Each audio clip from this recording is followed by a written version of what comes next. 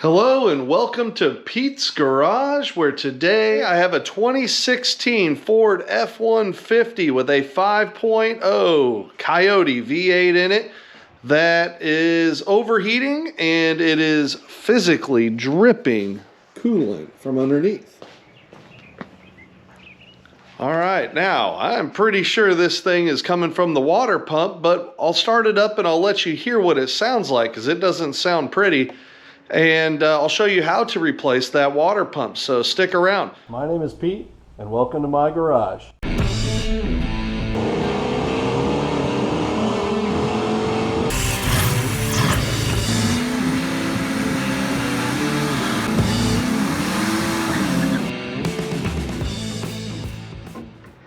Okay, why do I think this is a water pump? Well, first off, there's coolant and water everywhere. A lot of it has dried up, but you can see there's even water drops on the intake. Over here on the battery, we have some coolant. It's all over here, and it's even thrown over here. So I'm thinking it's being thrown around by something that's driven by the belt, a la water pump. So I'm gonna start it up and I'll let you hear what this water pump sounds like, because it's growling pretty bad.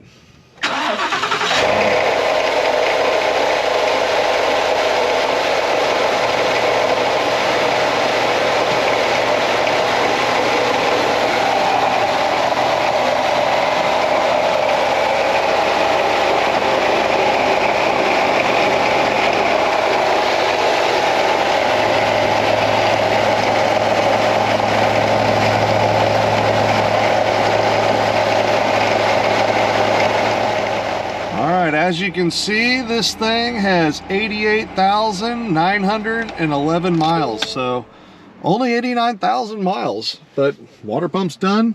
We need to replace it. Okay, this appears to be a fairly straightforward job. So first thing I need to do is get this intake tube out of the way and get down to the water pump. I do believe removing the throttle body makes it a lot easier. So let's take those things off and we'll get to it. All right, sorry about the wind if it's picking it up or not, but first things first, we need to get rid of this intake tube, and we got to take off this, I guess, evap line. So there's a little button you push right here, and then we should be able to slide that off. There we go. And then over here on this one for the PCV hose, there's a little latch you kind of pull back. There we go. And then we can just use a 7mm and remove this from the throttle body. And you can either take this 7mm off and take the tube off here, or you can just unlatch the box, which gives you a good opportunity to check the air filter while you're at it.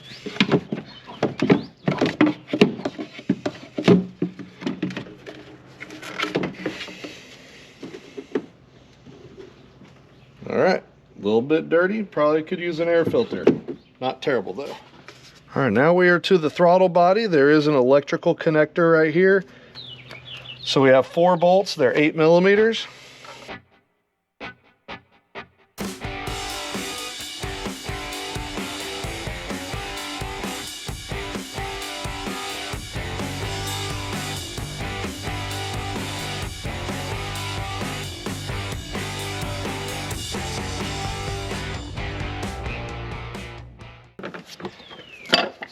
All right, throttle body out of the way. Now I can see this water pump down here. However, we do have this coolant hose and this Y right here that's also prone to leaking, this plastic Y. But we need to take these hoses off because part of this water pump, and the birds are really chirping. All right, part of this water pump, this thermostat housing right here on there's got to come off. And well, I think that's the thermostat. And this hose right there. So I got to take this hose clamp right here off. This hose that has a little clip that I'll show you. And it looks like I need to unbolt this right here. Also, the belt. Let me take the belt off and I'm going to spin that water pump so you can hear how bad that is. All right, 15 millimeter, and down here, the tensioner, you rotate it counterclockwise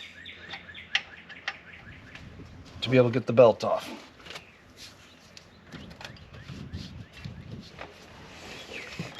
And I'm going to completely remove the belt because I don't want to get any more coolant that is already on it, on that belt, because it'll make a ton of noise.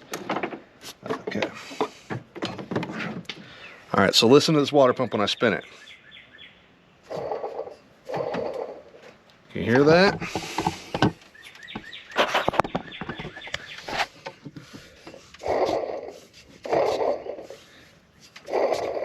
So that water pump is definitely no good. And the pulley's loose. All right, that's why it's leaking so bad. All right, so right here, there is a metal clip that actually, if you get at the very bottom of this, you should be able to pry it up and get it to lock out. A lot of car manufacturers use clips like this. I know BMW does. Well, this one I took all the way off. You don't usually have to take it all the way off. I just accidentally pulled it too far, but I can put that clip back on whenever I go back together.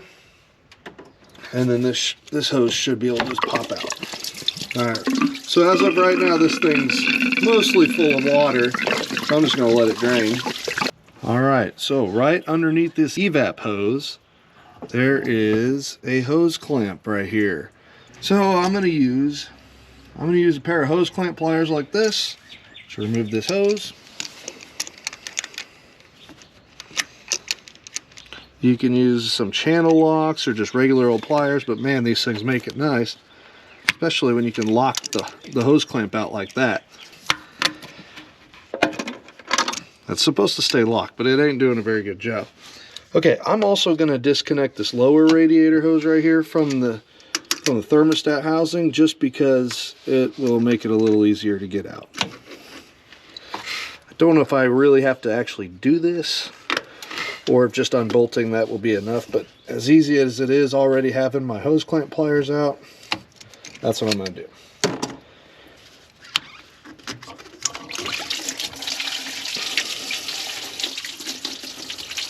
Alright, and I should be able to, well, I'll unbolt the thermostat housing. There's two 8mm bolts right there. 8mm.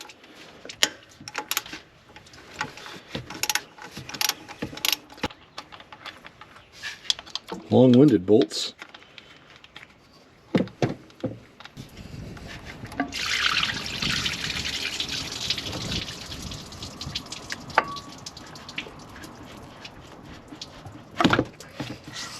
Alright, now that we got this off, I think we're ready pretty much to take the water pump off. Yeah, that piece is the thermostat housing. You see the thermostat in there. Now we do have this pipe right here. There's an 8mm bolt that holds that on. It's another one of the O-rings that comes in the pump kit. Alright, 8mm.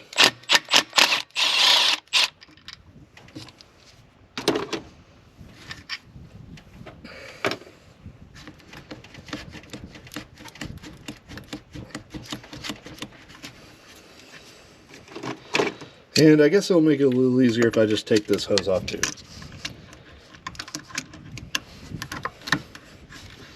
I don't know if I really have to. Sometimes taking just a little bit more apart makes the job easier because it doesn't take much time. Sometimes you got to use a little pick behind there to break the seal. However, you want to make sure you don't actually cut or poke a hole in your hose. That'd be bad. And we can get that out of the way. Come on, get out of there. There we go. So there is an O-ring on there that the pump kit should come with. Now we got to take off. Tuck that hose out of the way. Take off our bolts here for this pulley, our pulley that's all loose. And then once we get those off, then I think it's just taking the water pump bolts that hold water pump to the actual block. Those appear to be 10 millimeters.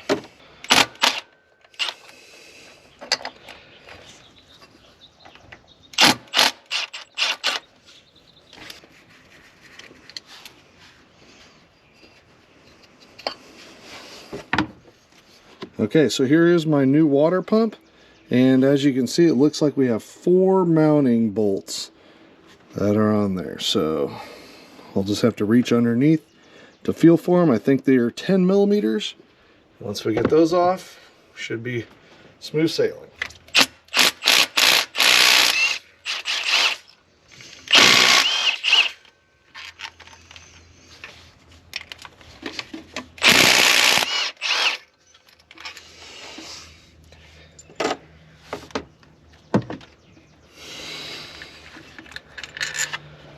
Alright, there should be one more hiding under here. Assuming I have my hand on it down there, but just don't go on by feel because I can't see it.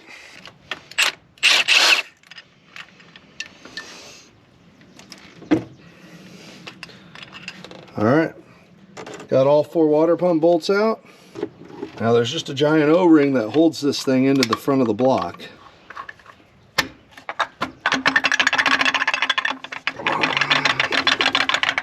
There it goes.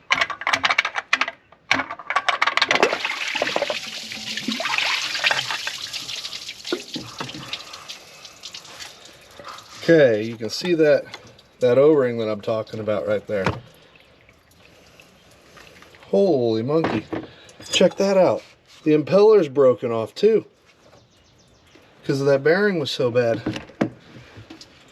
Ooh, that's something I didn't expect to see. Look at that. Oh man. Well, that makes me wonder where the rest of these blades are in this cooling system. Okay, so this is really interesting that this water pump, oh, I see. It goes like that.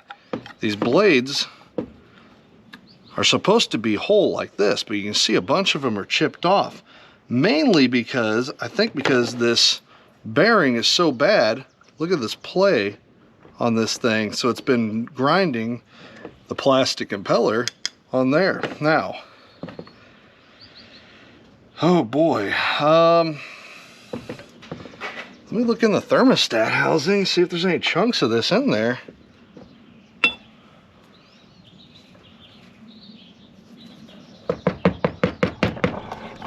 Oops.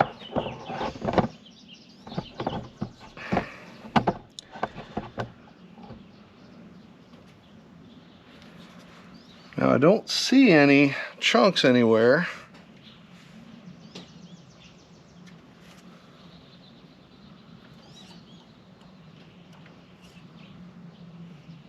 So that makes me wonder where it all went. Hopefully it just grounded up slowly and it's all sitting in the bottom of the radiator or something, but who knows?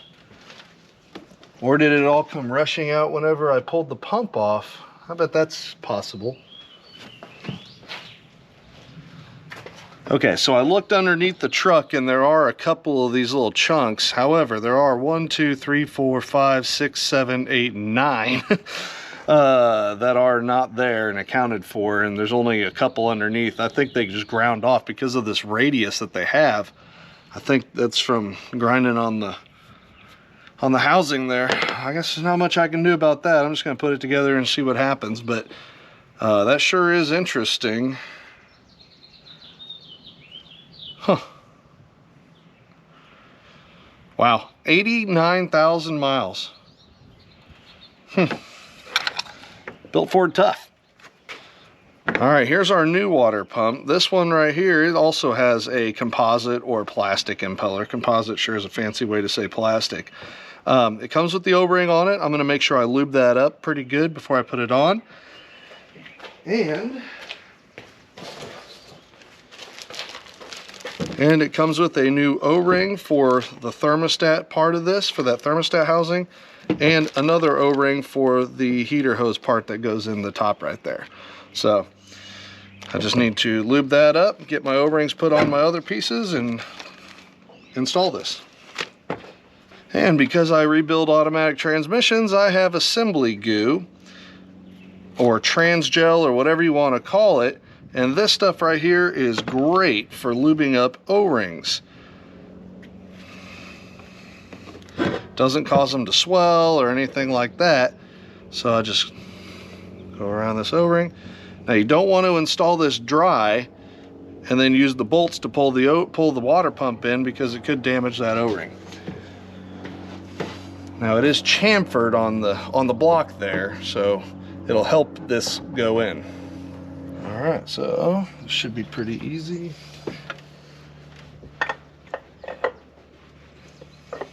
Famous last words, right? Should be. All right. Now, it's going to be very difficult to be able to push it all the way in, so I'm going to install the bolts just a little at a time and kind of draw it in. So I don't want to get it all cockeyed.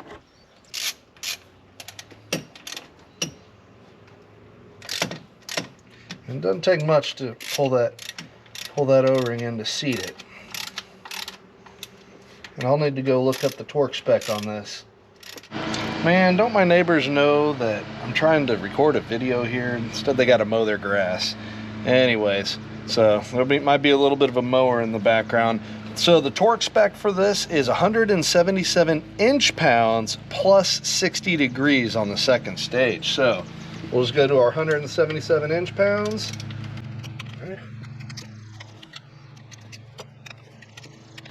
All right, now 60 degrees is going to be somewhere right in the middle of 1/8 of a turn and 1/4 of a turn. So somewhere in the middle there. So 60 degrees. So that's it's gonna be a fun one to try to do. I'm just gonna try to position this at 12 o'clock and then go down to about roughly 4 o'clock. Not 4 o'clock, I'm sorry. 2 o'clock. All right, so that's got to be close enough. Those bolts are pretty tight from the factory. Now, like I said, in the kit we get a new O-ring right there, so I'm going to replace this.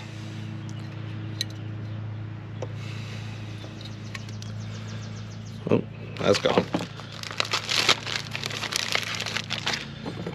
All right, new O-ring. And I'm going to lube that up also with this transgel. It makes it go in there a lot easier.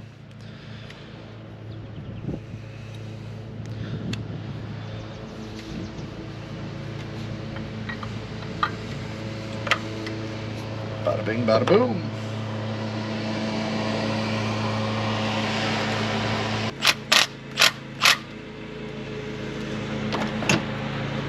All right, and then I gotta put my new seal on the thermostat housing here.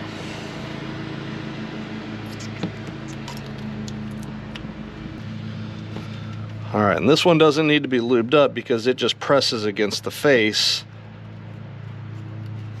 of that. Make sure it's fully seated in here though before you install it to the engine.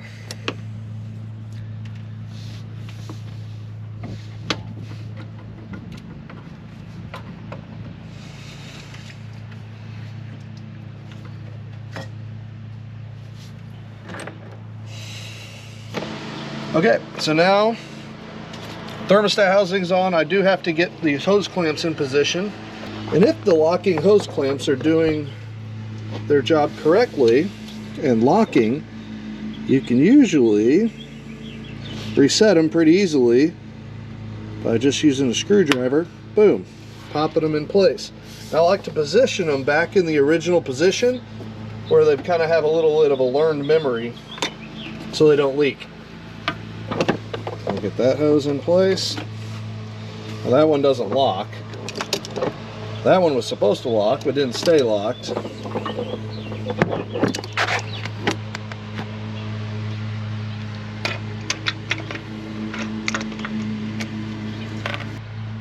Come on, get back over there. There we go.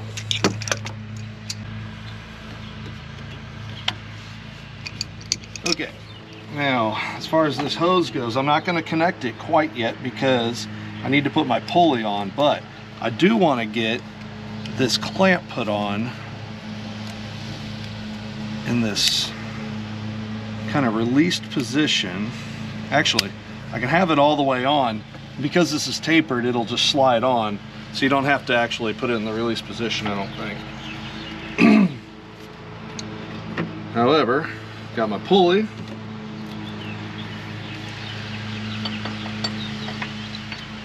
Alright, this is a little tricky because you want to put these in basically finger tight, because it's really hard to tighten them fully whenever there's no belt tension on it. So I'm going to want to put the belt on and then torque these down. So the torque spec on these bolts is 18 foot-pounds. So that's really hard to hold back 18 foot-pounds unless you got a belt on it. So let's get our belt put on.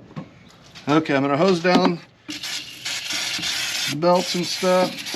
Make sure there's no coolant left over. It's going to contaminate them. On that AC belt especially. This is going to make a lot of noise. Okay, I think I got that figured out. Now just to put the belt back on.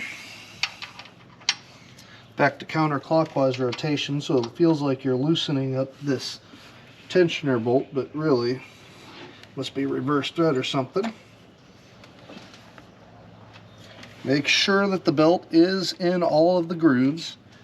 And now I can tighten up that pulley bolt, or the 3 bolts to 18 foot-pounds.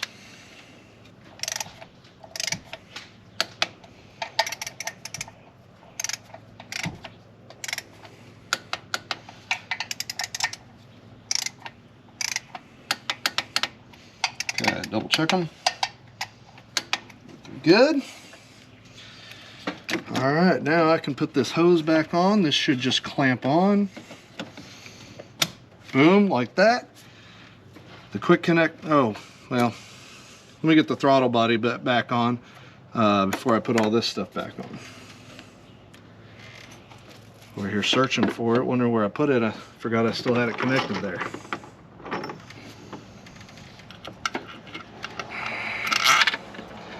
This would also be a good opportunity to clean out the throttle body if it's dirty. This one I put an intake manifold on it not too long ago, and I cleaned out the throttle body then. Fortunately, I did not video doing the intake manifold, but it had a broken IMRC linkage in it. I was setting some codes. Okay. Those 4 are on there. Make sure I get my evap line back on and this heater hose on.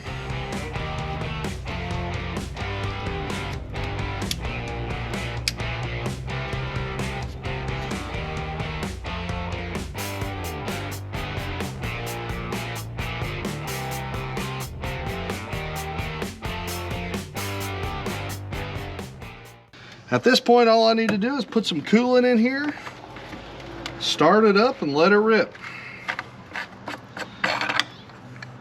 So, if your F-150 is making a horrible noise from under the hood, check to see if that pulley has any play in it. Also, that's going to cause a horrible leak too, so definitely things to look out for. It's not that hard of a job, just got to take a few things off, no special tools really required, and you can fix this at home.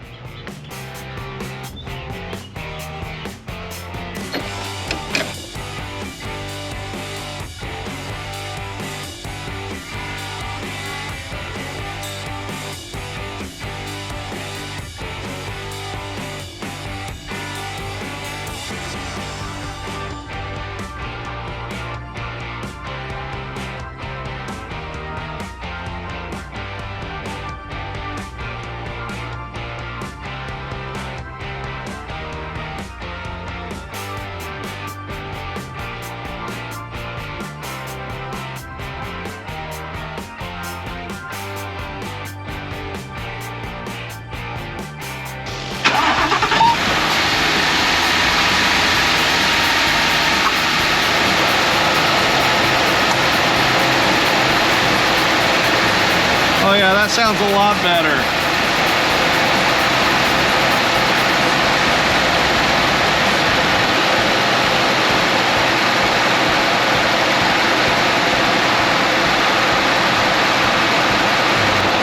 All right, now because it overheated, I think it's got a code set, so the fans are still blowing full blast. I'm gonna have to clear the codes.